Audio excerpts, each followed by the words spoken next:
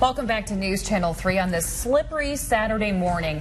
The sound of an incoming text message is always tempting while you're driving.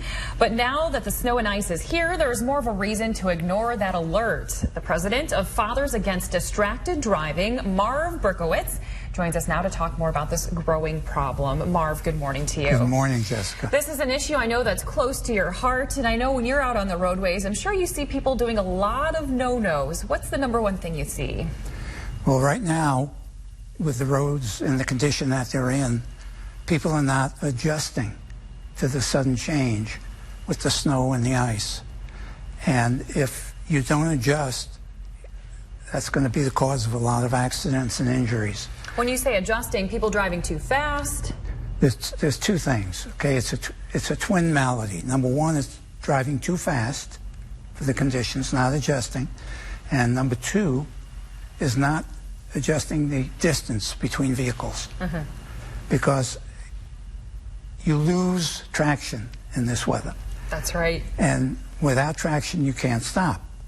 So I notice tailgating is a big issue here in Kalamazoo. It frustrates me, especially when I have my kids in the back seats.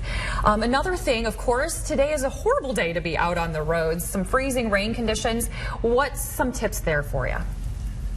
Again, go slow, leave a lot of distance.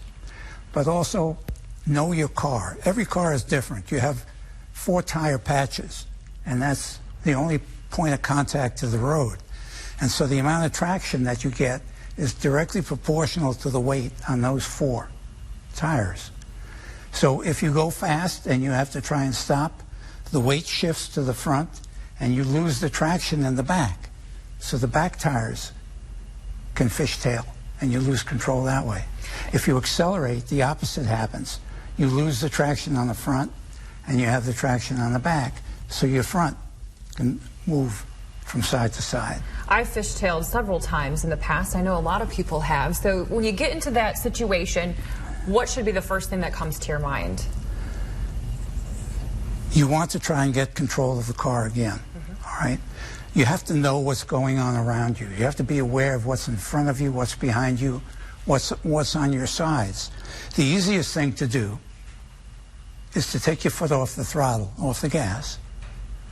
Look where you want to go, and then carefully turn the wheel, and you will regain control of the car. And you will feel it. Once you get control of the car again, then you can slowly start to accelerate. We have plenty on our plate right now driving this winter weather. Distractions don't need to be there. And I know we'd already mentioned text messages. What are some other distractions that people maybe don't know of? Well, in this kind of weather, you want to absolutely eliminate virtually every possible distraction. So obviously, you're not going to use a telephone or text. All right?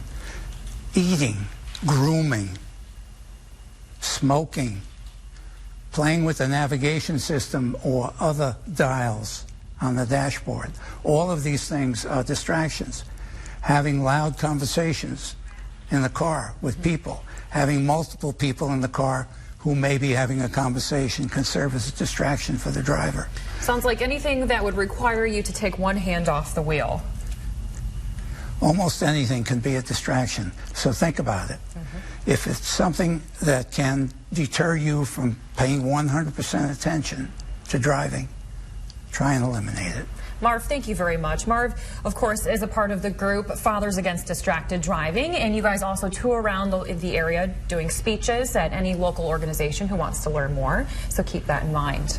Thank you very much for joining us. Thank you for having me, and for more information, please go to our website, FADD.info. All right, well, when we come back, we're going to take another check of your slippery Saturday road conditions. Stay with us.